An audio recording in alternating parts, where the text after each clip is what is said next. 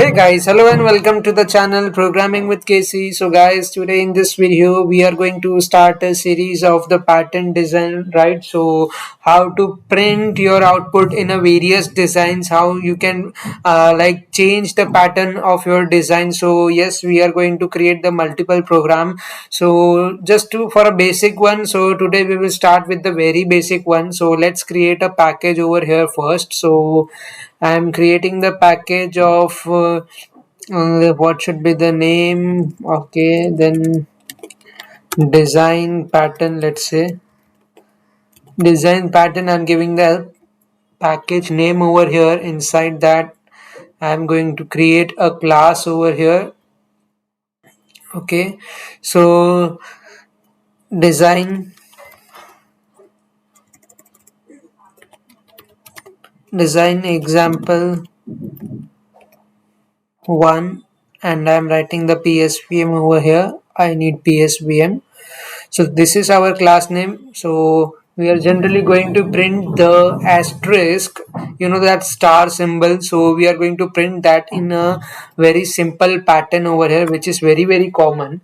So remember one thing, see, you want to print the pattern, right? So to print the pattern, first of all you need any of the symbol, like, so you can take a symbol as a asterisk or anything you want, hash arc or symbol like star, etc., whatever you want. So and later on, let's say you want to take the number as an input. So let's take a number as an input over here for command line. So I am taking integer number over here, and I am saying that integer dot parse int, right?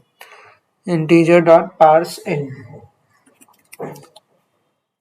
Okay, so I had taken this args 0. Okay, now after taking a number, I need to design, like I want to like set the priority and the condition, like how it should get printed. So for that, the first criteria is to print the row, how many row you want, and then you need the design logic, right? So first is the mandatory, you need a row, number of row that needs to get printed. So over here we had taken this number. This is the number which we define over here as a row number, like up to this number the row will get printed, and then we will write the logic for the design pattern, right? So this is the step we are going to cover. So we are going to write this in for loop. So let's do that and create a for loop over here. So I am saying that print the number of row that should start from 1. So I am saying that I should be equals to 1, and then I am writing that it should be less than or equals to, it totally depends upon you. If you want to print up to up to that number, then you can keep like less than equal to, or if you want to print number minus 1, so it's like you can simply write the less than, right? No need to write the less than equal to symbol. So I will simply write over here that my integer is I should be less than equal to number. Okay, it means up to that number of row it can get printed, and I want to increment the values, right? So basically I am going to increment the value over here. Okay, so it's okay.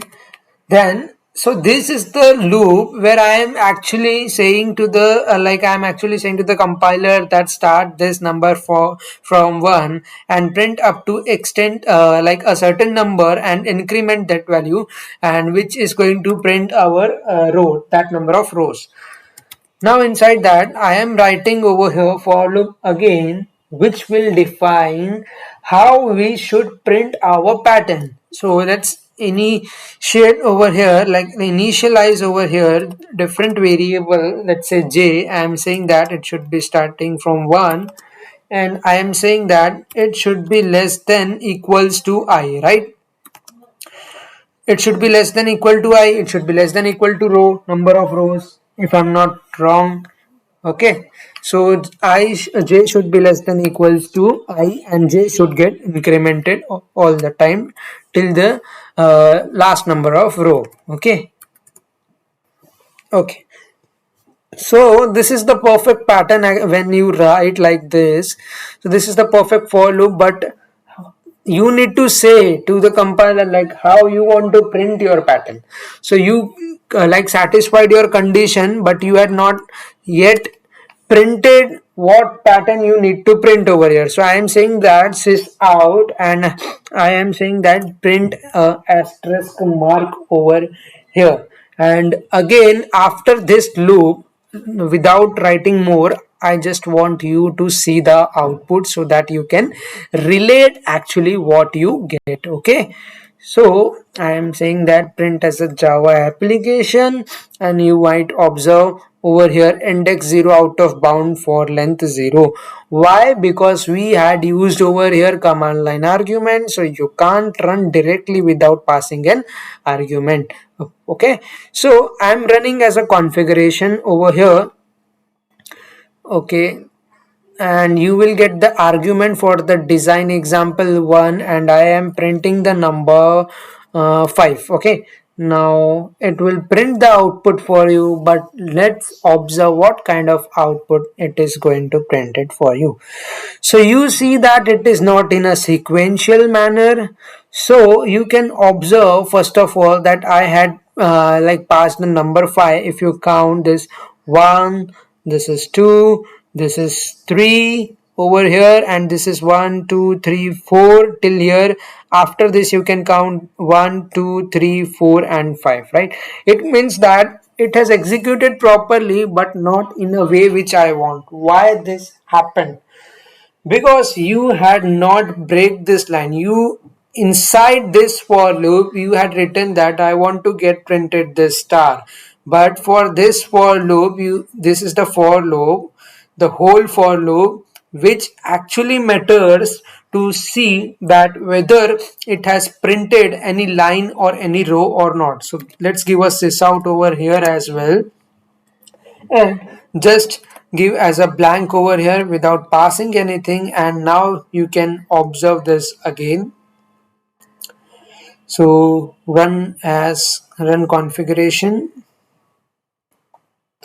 run again, and just observe the output now. Okay, so now you can see that when you use the system.out.println, it is the breaking the line for us, and you can simply see that yes, this is the perfectly fine. This is like the I am getting the in the form 1 2 3 4 5, but again I don't want this in, because I want to print only 5 rows. So now if you are like, if you are going deep into this logic, then you like you have guessed it properly that why we are breaking the line over here. It means why we are printing this into the new line. We don't want to get printed that into the new line. So you can simply remove this and check it again what happens over here. So run configuration over here again and run it again and observe the output. Okay, so you got the perfect output. Again, if you might like thinking, I want some changes, like what extra we can do if we want in this case, right? So you can do simply over here, like let's say you want to give it like a proper space, so you can give a backslash and you can use the T over here, which is like to give a space for a one tab, and just run this again and watch what will be the output over here. Okay, so I'm running this is like again, and yeah, so you got the one tab space over here within each symbol. So now you know that when to use println, when to use print, when to use backslash t. Okay, so this is the like proper way to print the design pattern, for which you should know at least what you should write inside this for loop. After that you can just do the try and error, like just check how the design is getting printed, and you can customize according to you. So this was the first example. We are going to solve many examples on this, and I am creating the playlist for this, like only for the design pattern. So we are going to like create as many as design pattern. So you can simply subscribe our channel, and if you like this video, then please make sure to like this video. So till that time, take care guys, thank you and bye bye.